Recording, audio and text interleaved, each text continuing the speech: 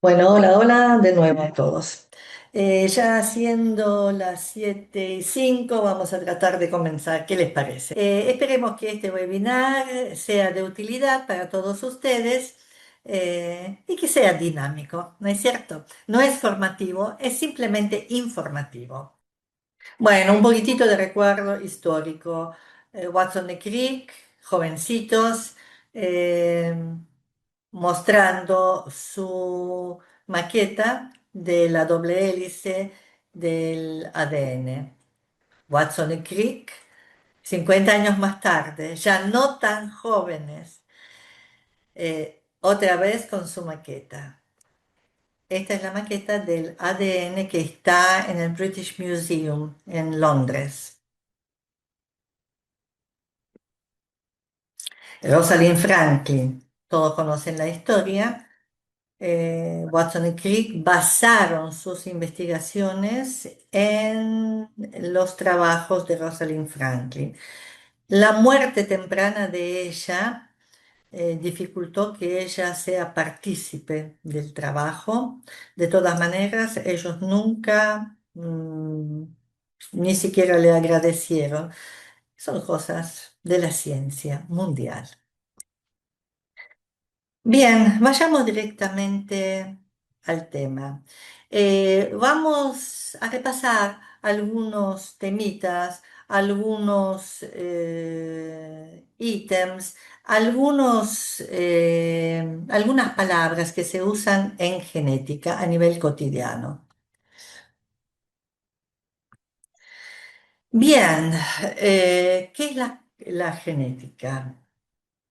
Una característica que un ser viviente puede transmitir a su progenie es una característica hereditaria y la transmisión de las características de padres a hijos es la herencia. La rama de biología que estudia la herencia es la genética. La genética puede ser vegetal, animal, humanos, y dentro de los humanos tenemos genética médica, farmacogenética, forense, y hoy en día hay muchos subgrupos más. Hoy vamos a abocarnos a genética médica, y es la rama de la medicina que se ocupa del diagnóstico, tratamiento y prevención de las enfermedades genéticas. Es una rama de la medicina que atraviesa todas las especialidades. Antes, la genética básicamente estaba dentro de la especialidad de ginecología obstetricia, clínica médica, básicamente pediatría. Hoy en día abarca todas las especialidades y es la parte más activa en la investigación científica. Algunos conceptos. Defecto congénito. Toda anomalía presente al nacimiento es un defecto congénito. Es decir, el individuo nace con eso. Puede ser morfológica, malformaciones, deformidades, funcionales, hipoacusia, ceguera, metabolopatías. Eso puede detectarse en el nacimiento como una polidactila, fisura labiopalatinas, o no detectables al nacimiento. Por ejemplo, retardo mental, hipoacusia, aisladas, por ejemplo, una polidactilia, o múltiples, que puede formar parte del síndrome, la misma polidactilia con otras eventualidades, alteraciones cardíacas, cromosómicas, ya es un síndrome, implica otra cosa. Y pueden ser esporádicas, aparece al azar en una familia o puede ser hereditaria, hay una transmisión. Bueno, esto es un esquema muy sencillo, un individuo formado por miles de millones de células y el núcleo de cada una de las células va a tener un material genético que es el cromosoma. La mitad de los cromosomas nos da nuestro papá y la otra mitad nuestra madre. Este sería el cromosoma. Brazos cortos centrómero, brazos largos. Dentro del cromosoma hay una secuencia de ADN que nos va a dar una estructura funcional que se llama gen. Entonces el gen sería la secuencia de los nucleótidos con información para una característica o función biológica determinada. Y el genoma sería la constitución genética de un individuo. Bien, todas las células somáticas del organismo poseen la misma información genética. Yo voy a tener la misma información genética en células de la piel, en las células sanguíneas, en la médula ósea, en el corazón, riñón, hígado, en todas. Y por supuesto, ADN, a través del ARN vamos a tener una proteína. Es el lema de la genética, que se complica un poquitito hoy en día. Entonces, gen es una unidad de información. ¿Y de quién se va a ocupar de estudio de los genes? La biología molecular. Y el cromosoma es la unidad de organización y es citogenética que se va a ocupar del estudio de esos problemas. Vamos a saltar un poquitito más y vamos a ver cómo enfocamos con esa pequeña, mínima introducción que hemos hecho, cómo enfocamos el tema de genética en genética médica. Hay un algoritmo. Em, En la mayoría de las especialidades, nosotros tenemos la consulta del mismo paciente. En genética lo que tenemos es propósito. El paciente puede estar presente o no. El individuo puede venir porque tiene una patología determinada o puede venir completamente sano, preguntar porque el padre o la madre o el tío o el hermano o el hijo han tenido la patología. Entonces, en genética hay un concepto que es de propósito o de probando, es lo que mueve la consulta. Y en esa consulta, ¿qué es lo que vamos a hacer? Vamos a ver los antecedentes personales, antecedentes heredofamiliares, vamos a evaluar los factores de riesgo genético. Edad, no es lo mismo un embarazo a los 25 años que a los 45. Consanguinidad, ojo con ese hecho. A uno le parece que la consanguinidad es un hecho muy lejano en nuestra población y no es tanto. Los antecedentes reproductivos, una pareja que consulta por esterilidad, infertilidad, han tenido embarazos, no han tenido, hubo pérdida de embarazo, cuántos, de qué manera. Exposición a agentes ambientales. Los agentes ambientales pueden ser físicos, químicos, biológicos. Biológicos, por ejemplo, rubiola durante el embarazo. Físicos, radiaciones durante el embarazo. Químicos, talidomida. El examen físico, vamos al examen físico, es sumamente minucioso en genética. El examen físico, que es el fenotipo del individuo, un pliegue único transverso en nuestra mano, un dedo incurvado, las orejas bajas, mal moldeadas, pliegue en la nuca, nos va a guiar hacia un diagnóstico. Entonces tiene que ser sumamente minucioso. Después de esa evaluación clínica y heredofamiliar, recién ahí vamos a los estudios complementarios. A veces los estudios complementarios pueden ser genéticos o no. A veces con estudios bioquímicos podemos hacer el diagnóstico genético. Cuando hacemos ya el diagnóstico, estimamos el riesgo.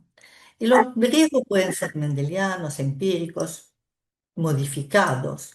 Y la terminación de nuestra relación con el paciente genético es el asesoramiento genético. Acá tenemos una definición del asesoramiento genético hecha por Harper en 1988. Bueno, se los leo, pero es un poquitito larga y engorrosa. En concreto, es explicar de una manera sencilla el riesgo de ocurrencia que ocurra por primera vez. Supongamos una mujer que consulta a los 45 años queriendo saber el riesgo de ocurrencia de un chiquito con síndrome de Down en el embarazo. Y el riesgo de recurrencia, una mujer, 30 años, que ya tuvo un chiquito con síndrome de Down, que quiere saber cuál es el riesgo en los futuros eventuales embarazos. Lo de Harper lo leen, es muy loable, muy interesante, pero es un poquitito largo. Vamos, seguimos.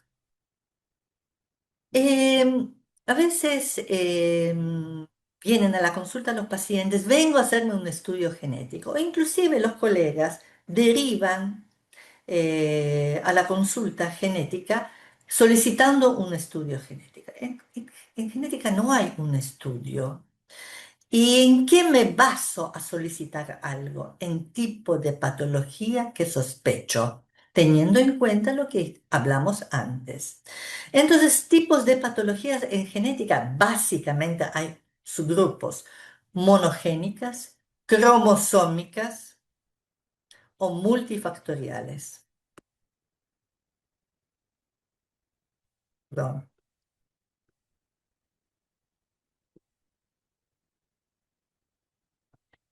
Bien,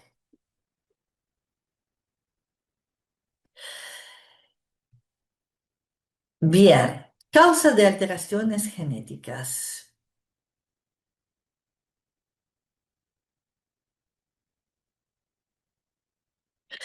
El 50% de las causas es desconocida, lamentablemente. Entonces, el 50% de nuestros pacientes se quedan sin una causa, por lo cual se van sin diagnóstico y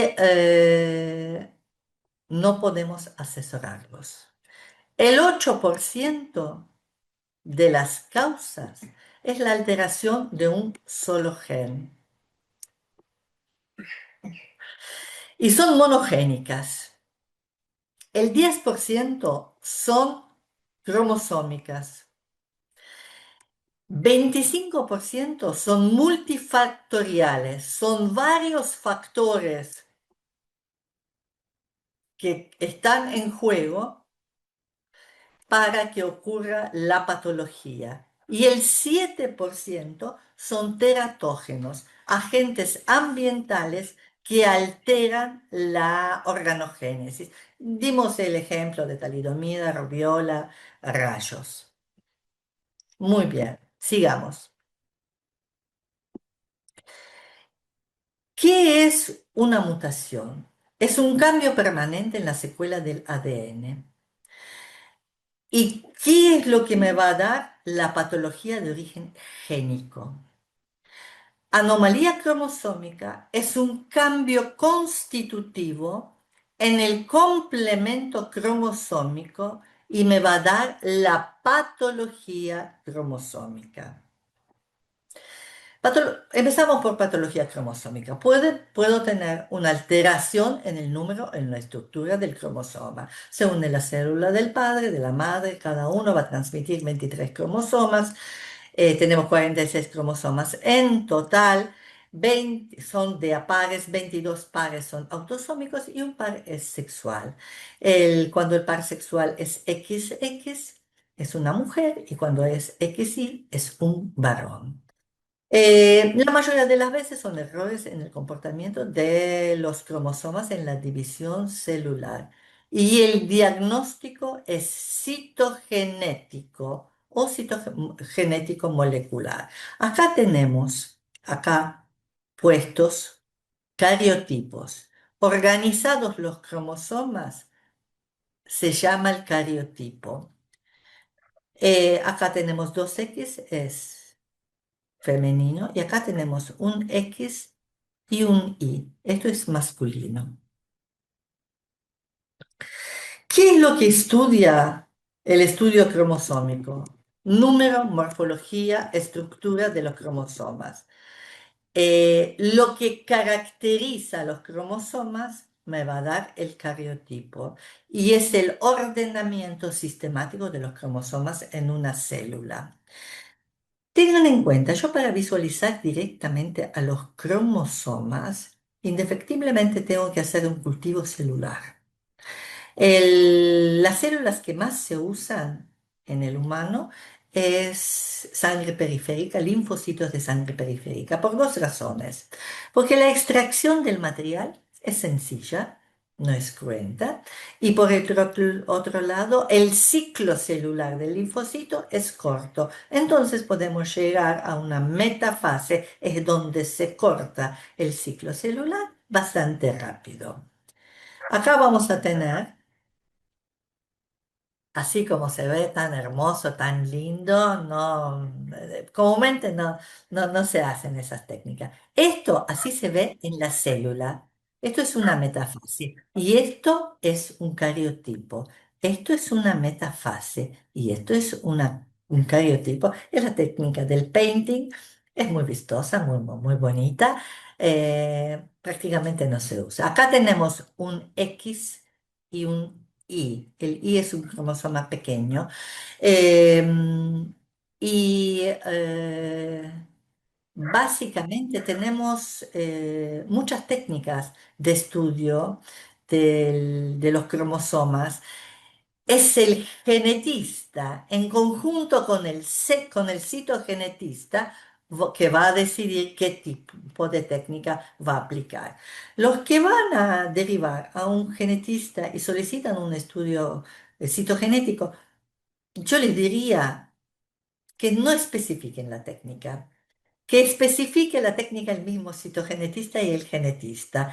Quedan bien barato, divino y nunca meten la pata de esa manera. Eh, También, esto es una metafase muy vistosa, muy bonita.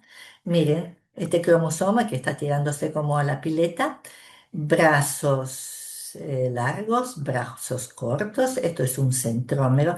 Y ven que acá se colorea la parte distal, especialmente acá, de los cromosomas, son telómeros. Como nosotros estamos viendo la actualización, hoy es una técnica bastante vieja de estudio de los telómeros, pero hoy en día se puso muy de moda.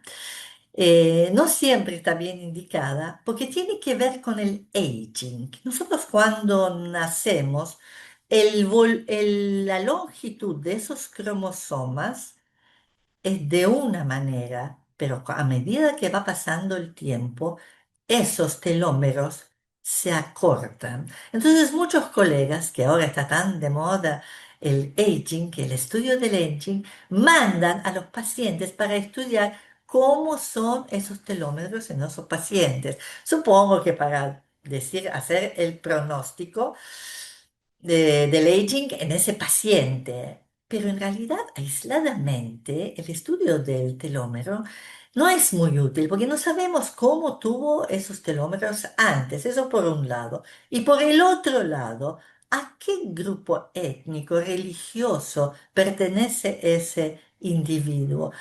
La familia de ese individuo, ¿cómo tiene los telómeros? Para hacer la comparación. Entonces, un hecho aislado no tiene mucho sentido. Bueno, acá un poquitito para ver otra vez. Esto es un cariotipo. Mm, Es muy difícil llegar a esa calidad de cariotipo.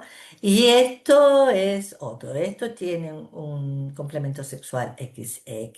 Este es un X y es un Y. Muy bien.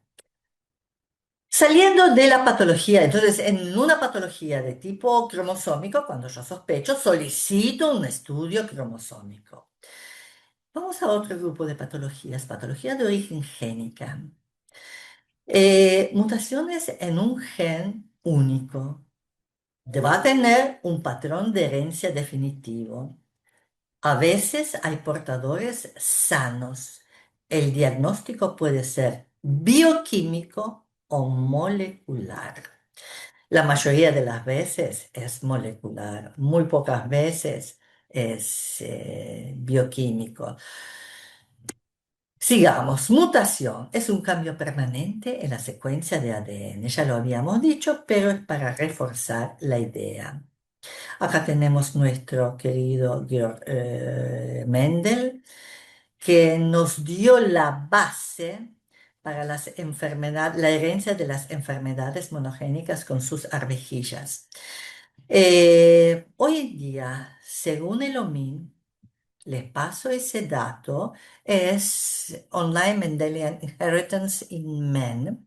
Ustedes pueden entrar sin costo y averiguar sobre las determinadas patologías de origen génico. Ya cromosómico no va a estar ahí, multifactorial no va a estar ahí, una malformación congénita no va a estar ahí, va a estar la parte génica. Y dentro de los cuadros, entidades monogénicas y mitocondriales, hoy en día hay alrededor de 24.600 tipos. Entonces, uno, para hacer ese tipo de estudios, tiene que tener bien claro qué es lo que va a buscar basándose en los antecedentes heredofamiliares y el examen físico y para qué lo pide. Bien, sigamos. Un poquitito para tener en cuenta. Alelos. ¿Qué es un alelo? Es una forma alternativa que adopta un gen. Mutación, ya dijimos, esta es la tercera vez que repito, es un cambio permanente en la secuencia del ADN. El genotipo es un grupo de alelos que conforman la constitución genética de un individuo. Y el fenotipo es la expresión observable de un genotipo como un rasgo morfológico, clínico, bioquímico o molecular. Supongamos un albinismo. El fenotipo es el aspecto albino de un individuo y el genotipo va a ser el gen mutado. ¿Quedó claro el concepto, sí? Bueno, esto es un toque de cholulismo, es el árbol genealógico. Nosotros armamos árboles genealógicos. En la historia clínica de tipo cotidiano, armamos ese tipo de genealogías, los pedigree, y este es el pedigree de la reina Victoria de Inglaterra, que ella era portadora del gen de hemofilia. Ustedes saben, la hemofilia es ligada al X, entonces como la mujer tiene dos X, va a ser portadora y no va a tener la patología. Y el varón que tiene un X y el Y, el X, si le toca, va a ser mutado y va a presentar la enfermedad. Sigamos. Patología multifactorial, tercer grupo de patologías. Son mutaciones en múltiples genes. Es un hecho de predisposición y en interacción con agentes ambientales que son desencadenantes puede desarrollar la enfermedad. El diagnóstico es bioquímico, molecular o clínico directamente. ¿Y cuáles son ese tipo de patologías? Malformaciones congénitas aisladas, por ejemplo, fisura labiopalatina, defectos del cierre del tubo neural, luxación congénita de la cadera, enfermedades comunes del adulto, enfermedades cardiovasculares, cáncer, asma, diabetes mellitus, hipertensión arterial, algunos tipos de esquizofrenia y las características comunes, talla, inteligencia, color de piel, etcétera, etcétera.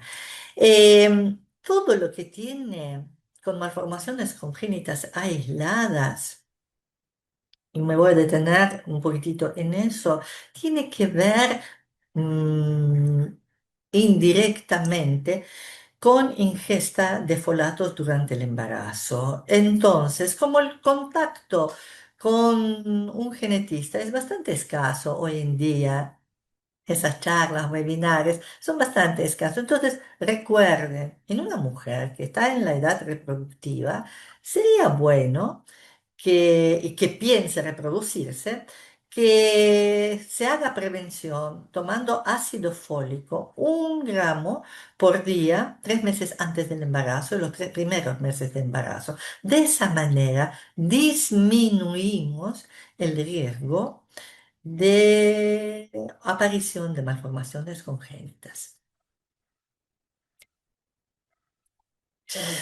Herencia multifactorial está determinada por la combinación de factores y riesgos genéticos y ambientales. Más o menos eso es lo que dijimos.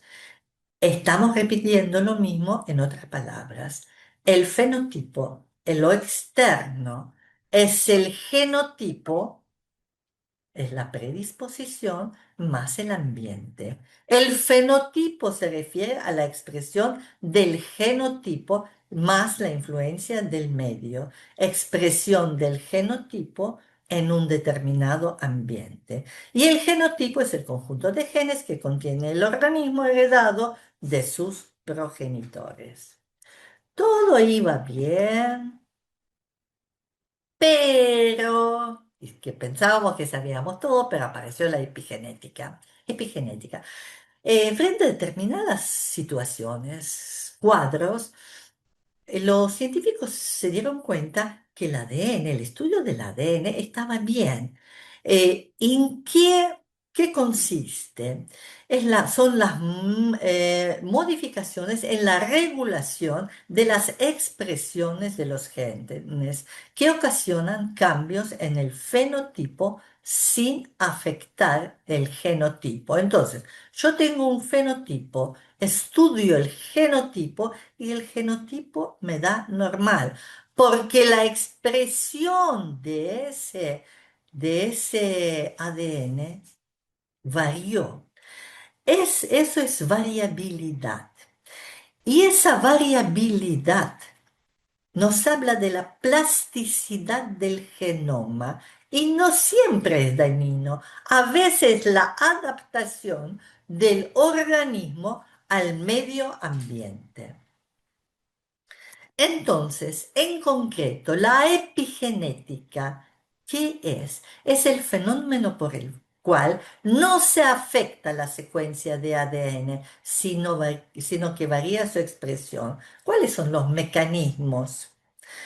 Metilación del ADN, modificación de histonas, a veces RNA no codificante o silenciamiento genético.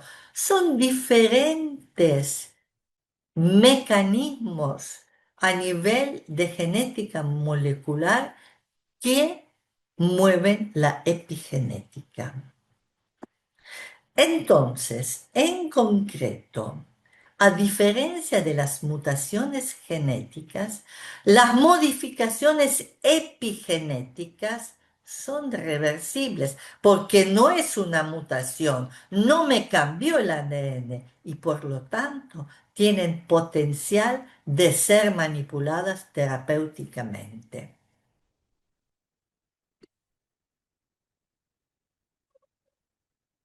La conclusión de eso, que el genotipo es un marco de referencia dentro del cual pueden expresarse varios fenotipos. Yo tengo una información genética, pero esa información en mi aspecto fenotípico puede ser diferente. Y el desarrollo de los fenotipos es epigenético. Bueno, ya hablamos un poquitito de epigenética, vamos a saltar a otros temas de relevancia, genética y cáncer. El cáncer es una enfermedad genética, consecuencia de una alteración del material genético.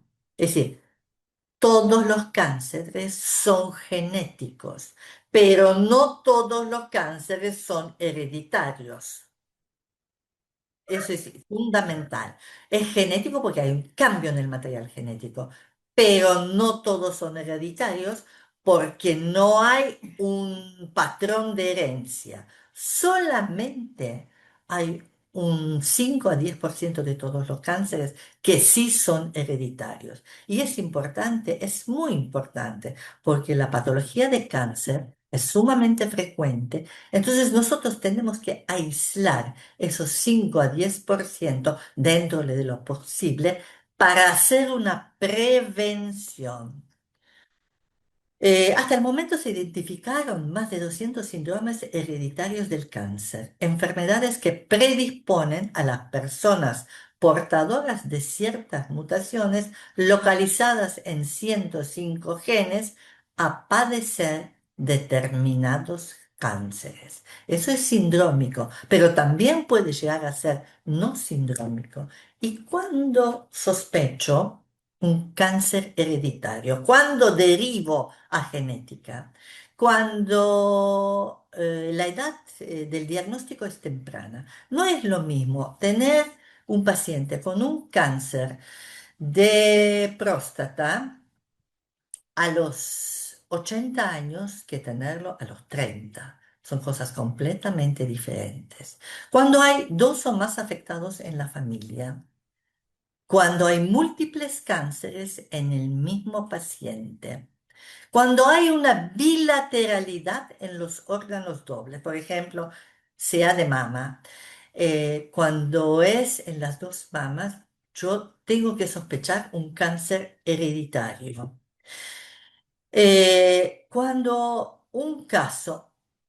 hay un caso o más de cánceres raros, por ejemplo, gliomas u otro tipo de cáncer, hay que tener en cuenta la etnia. Hay determinadas etnias que tienen un aumento de riesgo para desarrollar determinados cánceres. Por ejemplo, los judíos ashkenazi tienen aumento de probabilidad de desarrollar cáncer de mama y ovario en la mujer por determinadas mutaciones en los genes BRCA y en cáncer de próstata, testículo y páncreas en el varón. Consanguinidad. Consanguinidad no es un simple hecho, una sola reproducción entre, supongamos, primos, hermanos, tío, sobrina, sino que cuando es a través de generaciones. Cuando el cáncer es en el género menos frecuente, sea de mama, por ejemplo, en el varón, no es un hecho aislado ni es poco frecuente, es bastante frecuente. Y cuando hay asociaciones específicas, tanto los oncólogos como los genetistas lo conocemos, por ejemplo, si tengo un cáncer de útero con el cáncer de colon, y yo voy a sospechar un Lynch. Eh, El objetivo de estudio genético en estos casos, identificar al caso de índice, propósito probando. ¿Se acuerdan que dijimos que es fundamental para genética saber qué es lo que mueve la consulta? Y el paciente más afectado es el que mayor probabilidad tiene de tener la mutación. Entonces se identifica a ese paciente y se busca la mutación, se identifica la mutación causante de la patología, se estima exactamente el riesgo, se asesora al individuo, a la familia y después se hace la profilaxis en el resto de la familia no afectada, por supuesto. Saltamos a otro tema, algunas técnicas hoy en día. La técnica de CRISP.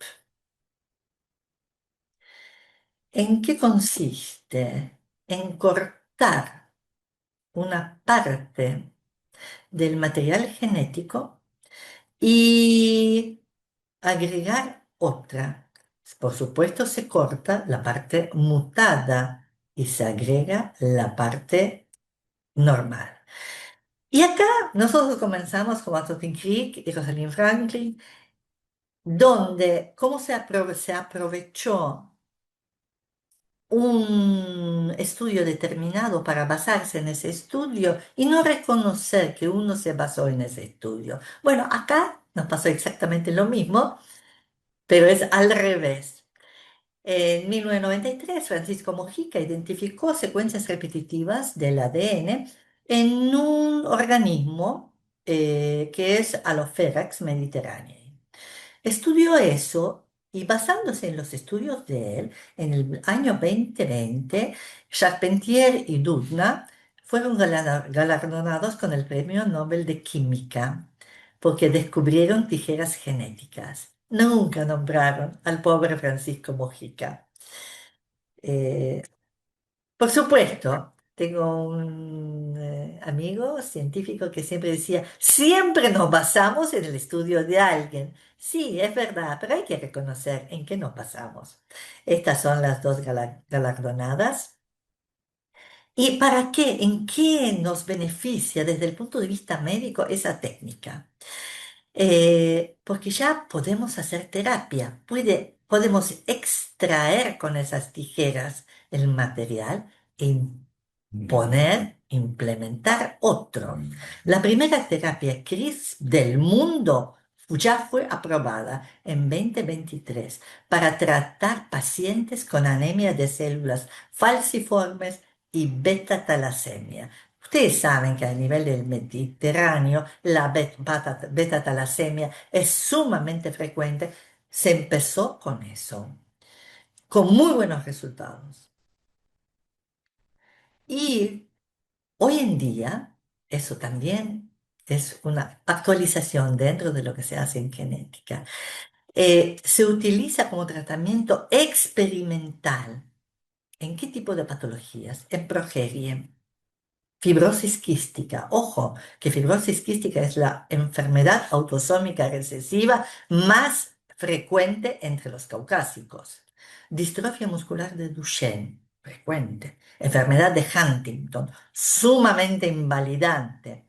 Enfermedades infecciosas, VIH y otras. Celiaquía. En determinados tipos de leucemia, síndrome de Angelman, mieloma múltiple. Entonces, el futuro, hablemos un poquitito del futuro de medicina genómica. Terapias génicas es el desarrollo de terapias génicas avanzadas y técnicas de edición genética como CRISPR para tratar enfermedades previamente incurables. Medicina de precisión es la evolución hacia una medicina preventiva y preventiva ultra avanzada basada en perfiles genómicos complejos y precisos. E inteligencia artificial, no podemos no hablar de ese tema. Integración de inteligencia artificial, machine learning, para el análisis genómico complejos es sumamente importante y necesario para descubrimiento de patrones. Estudiar genética hoy, el impacto de las enfermedades, ya eso desde el punto de vista sanitario y poblacional, el impacto de las enfermedades genéticas en el sistema de salud es relevante y constituyen una carga significativa y creciente en todas las áreas. Alrededor del 8% de personas menores de 25 años serán diagnosticadas con una enfermedad genética y más del 30% de admisiones hospitalarias pediátricas tienen una condición relacionada con afecciones genéticas.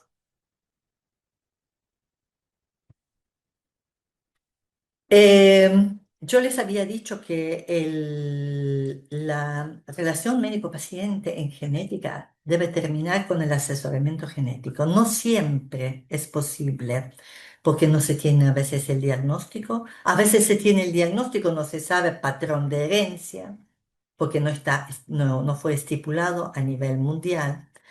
Pero ese asesoramiento genético tiene que basarse en la parte de humanismo filosófico. Y entonces el humanismo es la base filosófica del asesoramiento genético. ¿Y en qué se fundamenta? En el respeto a la autonomía y dignidad del paciente. Yo no le puedo decir, sabiendo cuál es el riesgo de ocurrencia o recurrencia de una patología, haga tal cosa, no haga tal otra. No. El paciente debe tener su autonomía. Yo les tengo que explicar una, dos, 100.000 veces para que el paciente entienda cuál es el riesgo y tome su propia decisión. Por supuesto, ofreciendo un acompañamiento ético y compasivo en decisiones complejas.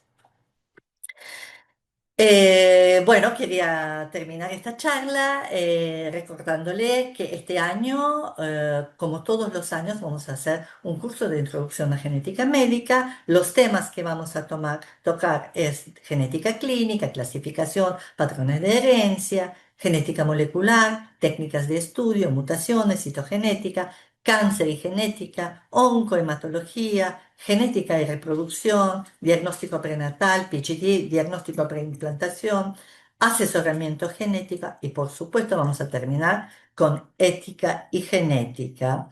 Em, ¿Cuáles van a ser nuestros invitados docentes de este año? La doctora Laura García de Rosa, doctora Lucía Espeche, doctora Graciela del Rey, doctora Irene Larripa, doctora Laura Igarzábal, doctor Miguel Notaris y yo. Eh, Bien, muchas gracias. ¿No hay preguntas? ¿Se entendió todo? Muy clara la exposición. Le agradezco. Bueno, entonces, realmente genética es la parte muy emocionante de la medicina y nos da posibilidades diagnósticas, asesoramiento, eh, la parte científica de investigación y docencia. Todos están invitados a formar parte de genética. Si a alguien les interesa profundizar un poquitito más el tema, están invitados al curso que vamos a dictar de acá a 2 semanas. Y lo único que me resta es agradecer al soporte técnico de la AMA, a todos ustedes y bueno, nada más, si no hay dudas. ¿Sí? Bueno, chao, chao. Muchas gracias.